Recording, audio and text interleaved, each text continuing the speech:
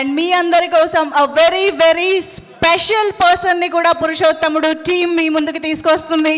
And after a long time Brahmanandam గారు is here.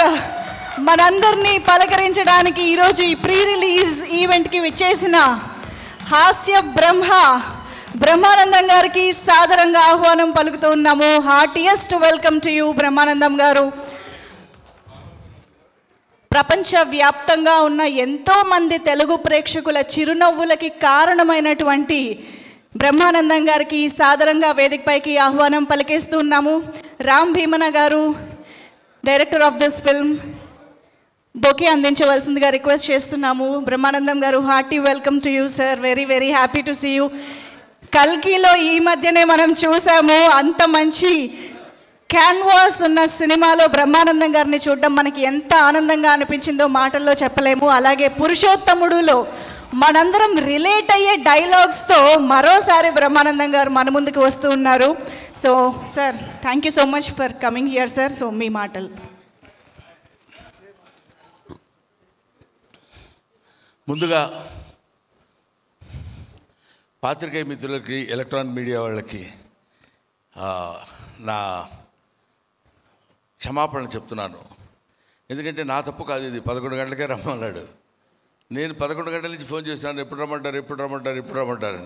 మీరు 12 గంటల లోపు ఉంటే సరిపోదు సార్ అన్నాడు. అదేంటో ఆ 11 నుంచి 12 గంటల లోపు అంటే ఏంటో నాకు అర్థం కాలేదు. సరే ఏదైతే ఉందో లేని బయలుదేరి వచ్చేసాను. ఒకటి. నెంబర్ 2, ఈ సినిమా శ్రీదేవి ప్రొడక్షన్స్ వారు నిర్మించినటువంటి ఈ సినిమా పురుషోత్తముడు, ఇందులో ఈయన ప్రొడ్యూసర్స్ ఇద్దరు చాలా మంచివాళ్ళు. ఇద్దరు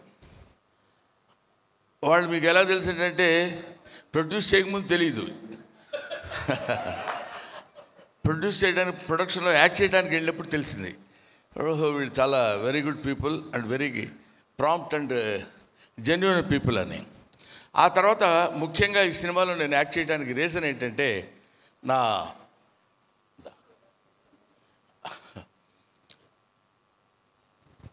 స్టూడెంట్ ఆల్మోస్ట్, అతను రామ్ భీమన లండన్లో చదువుకుని వచ్చి డైరెక్షన్ కోర్సు ఆకతాయి అనే సినిమా ఒకటి తీశాడు 10 సంవత్సరాల క్రితం అనుకుంటా, 7 years క్రితం.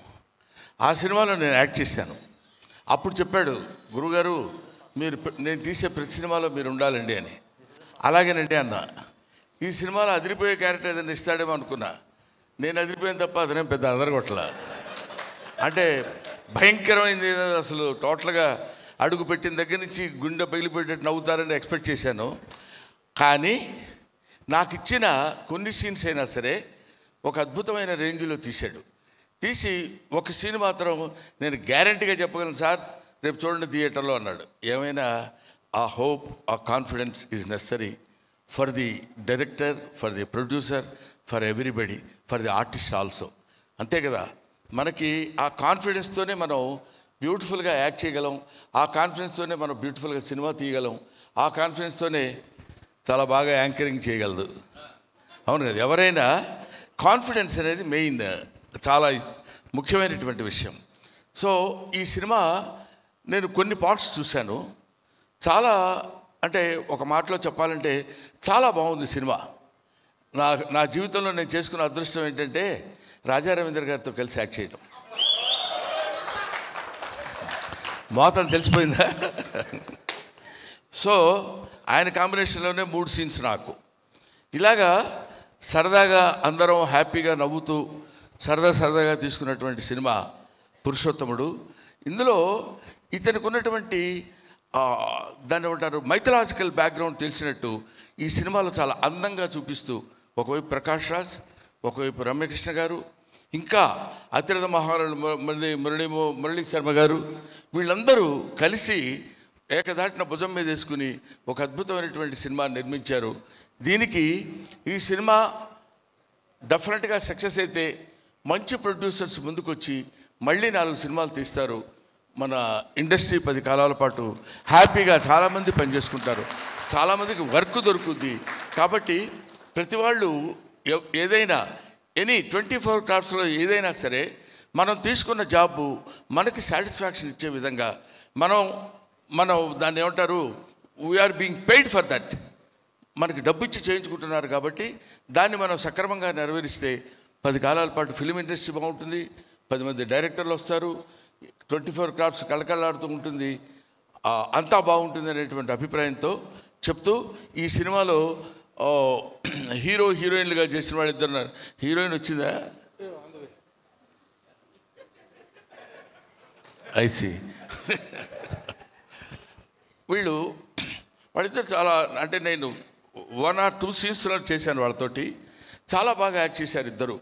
నాకు దిస్ ఈజ్ ఫస్ట్ టైం ఈ సినిమాలో ఇలాంటి, నేను ముఖ్యంగా ఒప్పుకోవడానికి రీజన్ చెప్పాను కదండి, ఇతను హీఈస్ లైక్ మై సన్. రేపు పొద్దున మా అబ్బాయి కూడా డైరెక్టర్ అవుతున్నాడు.